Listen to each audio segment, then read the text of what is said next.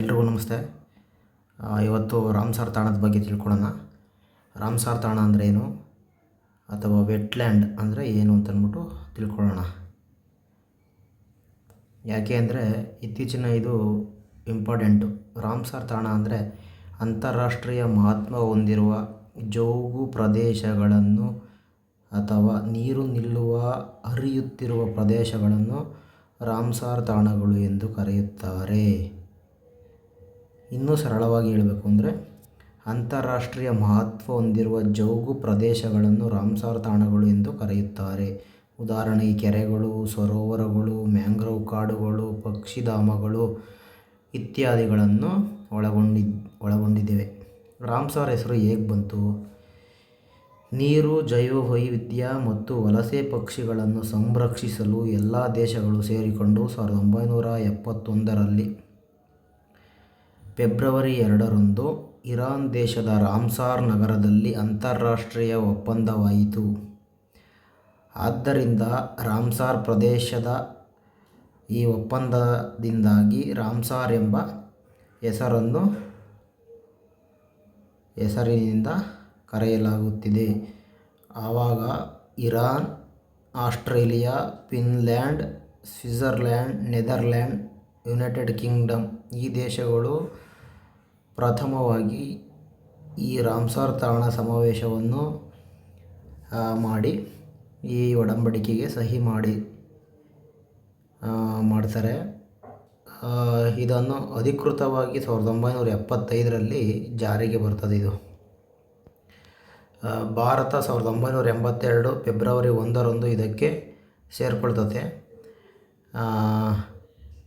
ಪ್ರಸ್ತುತ 170ಕ್ಕೂ ಹೆಚ್ಚು ದೇಶಗಳು ಸದಸ್ಯರಾಗಿದ್ದಾರೆ. ಪ್ರತಿ ವರ್ಷ ಫೆಬ್ರವರಿ 2ನೇ ತಾರೀಕು ಇಂಪಾರ್ಟೆಂಟು, ಜೌಗು ಪ್ರದೇಶ ಅಥವಾ ವೆಟ್ಲ್ಯಾಂಡ್ ಡೇ ಯನ್ನು ಆಚರಿಸಲಾಗುತ್ತದೆ.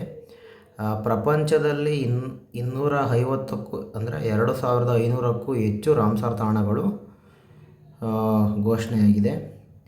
ಭಾರತದಲ್ಲಿ ಪ್ರಸ್ತುತ ಮೇ ಅಂತ್ಯಕ್ಕೆ 99 ರಾಮ್ಸಾರ್ ತಾಣಗಳು ಆಗಿದ್ದು, ಈಗ ಪ್ರೆಸೆಂಟು ಜೂನು ಅಂತ್ಯಕ್ಕೆ 100 ರಾಮ್ಸಾರ್ ತಾಣಗಳಾಗಿವೆ. ಮೊದಲನೇ ಭಾರತದ ರಾಮ್ಸಾರ್ ತಾಣ ಬಂದು ಚಿಲಿಕಾ ಸರೋವರ, ಒಡಿಸ್ಸಾದಲ್ಲೈತೆ. ಎರಡನೇದು ರಾಜಸ್ಥಾನದ ಕಿಯೋಲಾಡಿಯಾ ನ್ಯಾಷನಲ್ ಪಾರ್ಕು. ಇನ್ನು 1981ರಲ್ಲಿ ರಾಮ್ಸಾರ್ ಮಾನ್ಯತೆಯನ್ನು ಭಾರತ ನೀಡುತ್ತೆ. ಭಾರತಕ್ಕೆ ರಾಮ್ಸಾರ್ ಮಾನ್ಯತೆ 1981ರಲ್ಲಿ ನೀಡಿ 1982 ಫೆಬ್ರವರಿ 1ನೇ ತಾರೀಕು ರಾಮ್ಸಾರ್ ಇದಕ್ಕೆ ಸದಸ್ಯ ರಾಷ್ಟ್ರವಾಗಿ ಭಾರತ ಸೇರ್ಪಡೆಯಾಗುತ್ತೆ. ಆ ಸೇರ್ಪಡೆಯಾದಾಗ ಪ್ರಥಮವಾಗಿ ಚಿಲ್ಕಾ ಮತ್ತು ಕಿಯೋಲಾಡಿಯಾ ಈ ಎರಡು ಪ್ರದೇಶಗಳು ಸೇರ್ಪಡೆಯಾಗ್ತವೆ. ಮತ್ತು ಇತ್ತೀಚೆಗೆ ಸೇರ್ಪಡೆಯಾದಂತಹ 1995ನೇ ರಾಮ್ಸಾರ್ ತಾಣ ಬಂದು ಕೋಪ್ರಾ ಜಲಾಶಯ, ಛತ್ತೀಸ್ಗಢ 2025ರಲ್ಲಾಯಿತು. 96ನೇದು ಸಿಲಿಸೇರ್ ಸರೋವರ, ರಾಜಸ್ಥಾನ 2025. ಇನ್ನು 97ನೇದು ಬಂದು ಪಾಟ್ನಾ ಪಕ್ಷಿಧಾಮ, ಉತ್ತರ ಪ್ರದೇಶ 2026ರಲ್ಲಾಯಿತು. ಇನ್ನು 98ನೇದು ಬಂದು ಬರಿದಂಡ್, ಗುಜರಾತ್ನಲ್ಲಿದೆ, ಇದು 2026ರಲ್ಲಾಯಿತು. ಇನ್ನು 99ನೇದು ಬಂದು ಶೇಖ್ ಜಿಲ್ ಪಕ್ಷಿಧಾಮ, ಉತ್ತರ ಪ್ರದೇಶ 2026ರಲ್ಲಾಯಿತು. 100ನೇದು ಬಂದು ಇದು ಜೂನ್ 5ನೇ ತಾರೀಕು ವಿಶ್ವ ಪರಿಸರ ದಿನದಂದು ಘೋಷಣೆ ಮಾಡಲಾಯಿತು. ಜಯಪ್ರಕಾಶ ನಾರಾಯಣ ಪಕ್ಷಿಧಾಮ 2026ರಲ್ಲಿ ಇದನ್ನು ಘೋಷಣೆ ಆಯಿತು. ಇದಕ್ಕೆ ಇನ್ನೂ ಒಂದು ಸುರ್ಖಾ ತಾಲ್ ಅಂತಂದ್ಬಿಟ್ಟು ಅಲ್ಲಿನ ಲೋಕಲ್ ಪ್ರದೇಶದಲ್ಲಿ ಹೆಸರು ಕರೀತಾರೆ. ನೋಟ್ ಮಾಡ್ಕೊಳ್ಳಿ ನೀವು, ಇದನ್ನು ಇಂಪಾರ್ಟೆಂಟ್ ಐತೆ. ಇನ್ನು ನೆಕ್ಸ್ಟು ಅತಿ ಹೆಚ್ಚು ಭಾರತದಲ್ಲಿ ರಾಮ್ಸಾರ್ ತಾಣಗಳು ಹೊಂದಿರುವಂತಹ ರಾಜ್ಯ ಬಂದು ತಮಿಳುನಾಡು, 20 ಪ್ರೆಸೆಂಟು. ಅತಿ ದೊಡ್ಡ ರಾಮ್ಸಾರ್ ತಾಣ ಬಂದು ಸುಂದರ್ಬನ್ಸು. ಅತಿ ಚಿಕ್ಕ ರಾಷ್ಟ್ರೀಯ ಉದ್ಯಾನವನ ಬಂದು ರೇಣುಕಾ, ಹಿಮಾಚಲ ಪ್ರದೇಶದಲ್ಲೈತೆ. ಈ ರೇಣುಕಾ ಬಂದು ಈ ಜಮದಗ್ನಿ ಮತ್ತು ರೇಣುಕಾ ಯಾರು ಅಂತಂತಂದರೆ ಪರಶುರಾಮ, ಗೊತ್ತಲ್ಲ ನಿಮಗೆ, ಮಹಾಭಾರತದ ಪಾತ್ರ. ಪರಶುರಾಮರು, ಅವರ ತಾಯಿ ರೇಣುಕಾ, ತಂದೆ ಜಮದಗ್ನಿ, ಈ ರೇಣುಕಾರವರ ಹೆಸರಿನ ಸರೋವರವನ್ನು ಅತಿ ಚಿಕ್ಕ ಸರೋವರ ಆಗಿರೋದ್ರಿಂದ ಇದು ರಾಮ್ಸರ್ ತಾಣದ ಅತ್ಯಂತ ಚಿಕ್ಕ ಪ್ರದೇಶವಾಗಿದೆ. ಇನ್ನು ಕರ್ನಾಟಕಕ್ಕೆ ಬಂದರೆ ಕರ್ನಾಟಕದಲ್ಲಿ ಎಷ್ಟಿದೆ ಅಂದರೆ ಟೋಟಲ್ 4 ರಾಮ್ಸರ್ ತಾಣಗಳು ಘೋಷಣೆಯಾಗಿದೆ. ಮೊದಲನೇದು ಬಂದು ರಂಗನತಿಟ್ಟು, ಮಂಡ್ಯ ಜಿಲ್ಲೆ. ಇನ್ನು ಅಂಕಸಮುದ್ರ ಪಕ್ಷಿಧಾಮ, ಇದು ಬಂದು ಹಾವೇರಿ ಅಲ್ಲ, ಬಳ್ಳಾರಿ, ಈಗಿನ ವಿಜಯನಗರ ಬರುತ್ತೆ. ಇನ್ನು ಅಘನಾಶಿನಿ ಬಂದು ಉತ್ತರ ಕನ್ನಡ ಜಿಲ್ಲೆ. ಇನ್ನು ಮಾಗಡಿ ಕೆರೆ ಬಂದು ಗದಗ. ಇನ್ನು ಇದ್ರ ಬಗ್ಗೆ ಸಂಪೂರ್ಣವಾಗಿ ಮಾಹಿತಿ ತಿಳ್ಕೊಳ್ಳೋಣ. ರಂಗನತಿಟ್ಟು ಬಂದು ಮೊದಲು ಕರ್ನಾಟಕ ವಲಸೆ ಪಕ್ಷಿಗಳಿಗೆ ಆಶ್ರಯ ನೀಡಿದ ಕಾವೇರಿ ನದಿ ದ್ವೀಪದಲ್ಲಿ ಹರಡಿಕೊಂಡಿರುವಂತಹ ಇದು ರಾಮ್ಸರ್ ತಾಣವಾಗಿದೆ. ಇದು ಆಗಸ್ಟ್ 15, 2022ರಲ್ಲಿ ಮೊದಲ ರಾಮ್ಸರ್ ತಾಣವಾಗಿ ಕರ್ನಾಟಕದಲ್ಲಿ ಘೋಷಣೆ ಆಯ್ತದೆ. ಇನ್ನು ಎರಡನೇದು ಬಂದು ಅಘನಾಶಿನಿ, ಉತ್ತರ ಕನ್ನಡ ಪಶ್ಚಿಮ ಘಟ್ಟಕ್ಕೆ ಅರಬ್ಬಿ ಸಮುದ್ರಕ್ಕೆ ಸೇರುವ ನದಿಮುಖಜ ಭೂಮಿ, ಮ್ಯಾಂಗ್ರೋವ್ ಕಾಡುಗಳು, ಮೀನುಗಳು, ಜಲಚರ ಪ್ರಾಣಿಗಳು ಸಮೃದ್ಧ ನೆಲೆಯಾಗಿರುವುದರಿಂದ ಇದು ಮಾಲಿನ್ಯ ಕಡಿಮೆ ಇರುವಂತಹ ಅಪರೂಪದ ನದಿಯಾಗಿರುವುದರಿಂದ ಇದನ್ನು ಮತ್ತು ಇಲ್ಲಿ ಜೈವ ವೈವಿಧ್ಯತೆಗಳನ್ನು ಕೂಡಿರುವಂತಹ ಪ್ರಭೇದಗಳಿರುವುದರಿಂದ, ಪಕ್ಷಿಗಳು ಇರುವುದರಿಂದ ಇದನ್ನು ಅಘನಾಶಿನಿ ರಾಮ್ಸರ್ ತಾಣವನ್ನಾಗಿ 2ನೇ ರಾಮ್ಸರ್ ತಾಣವನ್ನಾಗಿ ಘೋಷಣೆ ಮಾಡಲಾಯಿತು. ಇನ್ನು ಮೂರನೇದು ಬಂದು ಅಂಕಸಮುದ್ರ ಪಕ್ಷಿಧಾಮ ಮೀಸಲು ಪ್ರದೇಶ. 31 ಜನವರಿ 2025ರಂದು ಐತಿಹಾಸಿಕ ಕೆರೆ ಇದು. ಸಾವಿರಾರು ವಲಸೆ ಮತ್ತು ಸ್ಥಳೀಯ ಪಕ್ಷಿಗಳಿಗೆ ಆಶ್ರಯ ತಾಣ, ಪಕ್ಷಿ ವೈವಿಧ್ಯತೆಗೆ ಪ್ರಸಿದ್ಧವಾಗಿರುವಂತಹ ತಾಣ ಇದು. ಇನ್ನು 4ನೇದು ಬಂದು ಮಾಗಡಿ ಕೆರೆ ಸಂರಕ್ಷಿತ ಮೀಸಲು ಪ್ರದೇಶ. 31 ಜನವರಿ 2025 ಅಪರೂಪದ ಬಾರ್ ಹೆಡ್ ಗೋಸ್ ಎನ್ನುವಂತಹ ಬಾತುಕೋಳಿಗಳು ಇಲ್ಲಿ ಕಂಡುಬರ್ತವೆ. ಇವು ವಿದೇಶದಿಂದ ವಲಸೆ ಬರ್ತವೆ, ಇಲ್ಲಿ ಮೊಟ್ಟೆ ಮರಿ ಮಾಡಿಬಿಟ್ಟು ಯಾವ ದೇಶಕ್ಕೆ ಹೋಗ್ತವೆ. ಇಂತಹ ಅಪರೂಪವಾದ ಬಾತುಕೋಳಿಗಳನ್ನು ಹೊಂದಿರುವಂತಹ ಪ್ರದೇಶವಾಗಿರೋದ್ರಿಂದ ಇದನ್ನು ರಾಮ್ಸರ್ ತಾಣವಾಗಿ ಘೋಷಣೆ ಮಾಡಲಾಯಿತು. ಚಳಿಗಾಲದಲ್ಲಿ ಬರ್ತವೆ ಇಲ್ಲಿ. ಉತ್ತರ ಕನ್ನಡ ಪ್ರಮುಖ ಪಕ್ಷಿ ತಾಣವಾಗಿದೆ, ಉತ್ತರ ಕರ್ನಾಟಕದಿದ್ದು. ವಲಸೆ ಪಕ್ಷಿಗಳ ಸಂರಕ್ಷಿತ ಮಹತ್ವದಾಗಿದೆ. ಇದು ಬಾರೆಡ್ ಗೋಸ್ ಪಟ್ಟೆ ತಲೆಯ ಬಾತುಕೋಳಿ, ಅತಿ ಎತ್ತರದಲ್ಲಿ ಹಾರುವಂತಹ ಬಾತುಕೋಳಿಯಾಗಿದೆ. ಇದು ಇಂಪಾರ್ಟೆಂಟು, ನೋಟ್ ಮಾಡ್ಕೊಳ್ಳಿ. ಮಾಗಡಿ ಕೆರೆ ಸಂರಕ್ಷಿತ ಪ್ರದೇಶ ಎಲ್ಲಿ ಬರುತ್ತೆ ಮಾಗಡಿ, ಕಮೆಂಟ್ ಮಾಡಿ. ನೋಟ್ ಮಾಡ್ಕೊಂಡಿದ್ದೀರಾ? ನೋಟ್ ಮಾಡ್ಕೊಳ್ಳಿ.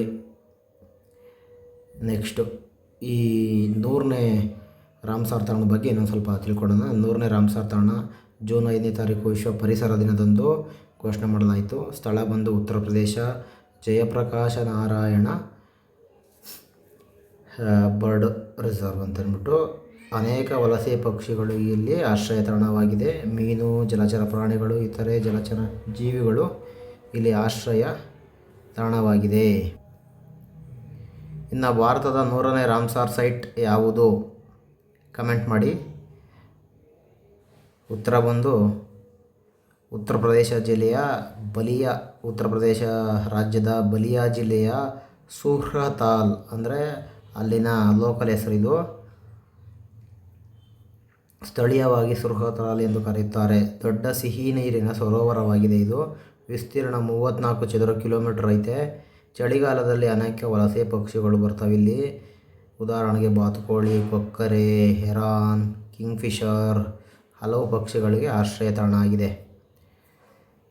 ಇನ್ನು ನೋಟ್ ಮಾಡ್ಕೊಳ್ಳಿ ಇದೆಲ್ಲನ. ಇನ್ನು ಏನಕ್ಕೆ ರಾಮ್ಸರ್ ತಾಣವಾಗಿ ಉದ್ದೇಶ ಏನು ಇದ್ರದ್ದು ಅಂತಂದರೆ, ಜೌಗು ಪ್ರದೇಶಗಳನ್ನ ಸಂರಕ್ಷಣೆ ಮಾಡೋದು ಒಂದು ಉದ್ದೇಶ, ನೀರಿನ ಮೂಲಗಳನ್ನು ಕಾಪಾಡೋದು. ಈಗ ಬರಗಾಲ ಬಂದು ಎಲ್ಲ ಒಣಗೋಗ್ತಿದೆಯಲ್ಲ, ಈ ಬರಗಾಲ ಬರ್ದಿಲ್ದಂಗೆ ಕಾಪಾಡುವಂಥದ್ದು ಈ ವೆಟ್ಲ್ಯಾಂಡ್ಗಳು ಸಹಾಯ ಮಾಡ್ತವೆ. ಮತ್ತು ವಿಶೇಷವಾದ ಪಕ್ಷಿ ಪ್ರಭೇದಗಳು, ಜೀವ ಸಂಕುಲಗಳಿಗೆ ಇದು ವಾಸಸ್ಥಾನವಾಗಿದೆ. ಪ್ರವಾಹ ನಿಯಂತ್ರಣ ಸಹಾಯ ಮಾಡುತ್ತದೆ.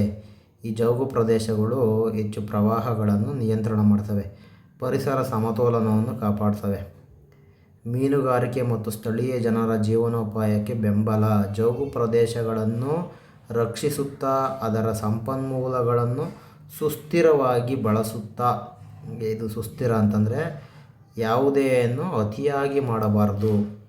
ನೀನು ಮೀನುಗಾರಿಕೆ ಮಾಡ್ತೀಯಾ, ಆ ಮೀನುಗಾರಿಕೆ ಮಾಡೋದು ಅಲ್ಲಿ ಪ್ರದೇಶವನ್ನು ಹಾಳು ಮಾಡ್ದಲೇ ನಿನಗೆ ಎಷ್ಟು ಜೀವನೋಪಾಯಕ್ಕೆ ಎಷ್ಟು ಬೇಕೋ, ಅಭಿವೃದ್ಧಿ ಹೊಂದಕ್ಕೆ ಆ ಪ್ರದೇಶಕ್ಕೆ ಎಷ್ಟು ಬೇಕೋ ಅಷ್ಟು ಜೀವನ ಸಂಪನ್ಮೂಲಗಳನ್ನು ಬಳಸಿಕೊಳ್ಳುವುದು ಇದರದ ಉದ್ದೇಶವಾಗಿದೆ.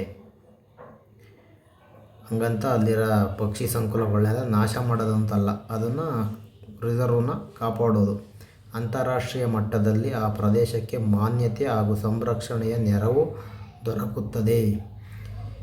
ಈ ರಾಮ್ಸಾರ್ ತಾಣಗಳನ್ನು ಪರಿಸರದ ಕಿಡ್ನಿಗಳು ಅಂತ ಕರೀತಾರೆ. ಯಾಕೆ ಕಿಡ್ನಿಗಳು ಅಂತ ಕರೀತಾರೆ ಅಂತಂದರೆ, ಈ ಮಾನವನ ದೇಹದಲ್ಲಿ ಈ ಕಿಡ್ನಿ ಹೆಂಗೆ ರಕ್ತವನ್ನು ಶುದ್ಧೀಕರಣ ಮಾಡಿ ಅದರಲ್ಲಿರುವಂತಹ ವೇಸ್ಟೇಜ್ಗಳನ್ನೆಲ್ಲ ಹೊರಹಾಕುತ್ತೋ, ಅದೇ ರೀತಿ ಪರಿಸರದಲ್ಲಿರುವಂತಹ ಕೆಲವೊಂದು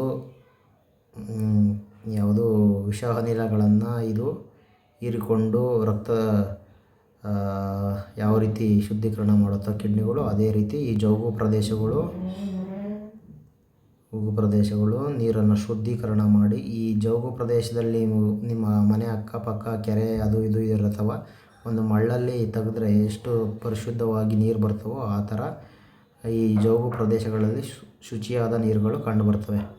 ಆದ್ದರಿಂದ ಇವುಗಳನ್ನು ಸಂರಕ್ಷಣೆ ಮಾಡ್ತಾರೆ. ಇವು ನೀರಿನ ಮೂಲಗಳನ್ನು ಹೆಚ್ಚು ಹಿಡಿದಿಡುತ್ತವೆ. ಆದ್ದರಿಂದ ಈ ರಾಮ್ಸಾರ್ ತಾಣಗಳನ್ನು ಹೀಗೆ ಘೋಷಣೆ ಮಾಡ್ತಾರೆ ಮತ್ತು ಅದನ್ನು ಸಂರಕ್ಷಣೆ ಮಾಡ್ತಾ ಹೋಗುತ್ತೆ. ಮುಂದಿನ ಪೀಳಿಗೆಗೆ, ಜನಾಂಗಕ್ಕೆ ಈ ರಾಮ್ಸಾರ್ ತಾಣಗಳು ಪ್ರಭೇದ ಪಕ್ಷಿ ಪ್ರಾಣಿಗಳಿಗೆ, ಮನುಷ್ಯನ ಜೀವನೋಪಾಯಕ್ಕೆ ಅನುಕೂಲ ಮಾಡುತ್ತವೆ. ಆದ್ದರಿಂದ ಇವುಗಳನ್ನು ಪರಿಸರವನ್ನು ಕಾಪಾಡ್ತವೆ ಅಂತಂದ್ಬಿಟ್ಟು ಈ ರಾಮ್ಸಾರ್ ತಾಣಗಳನ್ನು ಸಂರಕ್ಷಣೆ ಮಾಡ್ತಾರೆ. ಥ್ಯಾಂಕ್ ಯು, ಧನ್ಯವಾದಗಳು ಎಲ್ಲರಿಗೂ. ನೋಟ್ ಮಾಡ್ಕೊಳ್ಳಿ ಎಲ್ಲನ. ಏನಾದರೂ ಡೌಟ್ ಇದ್ದರೆ ಕಮೆಂಟ್ ಮಾಡಿ. Thank you. ಡೈಲಿ ಒಂದೊಂದು ಕರೆಂಟ್ ಅಫೇರ್ಸ್ ಹಾಕ್ತೀನಿ, ನೋಟ್ ಮಾಡ್ಕೊತಾ ಇರ್ರಿ.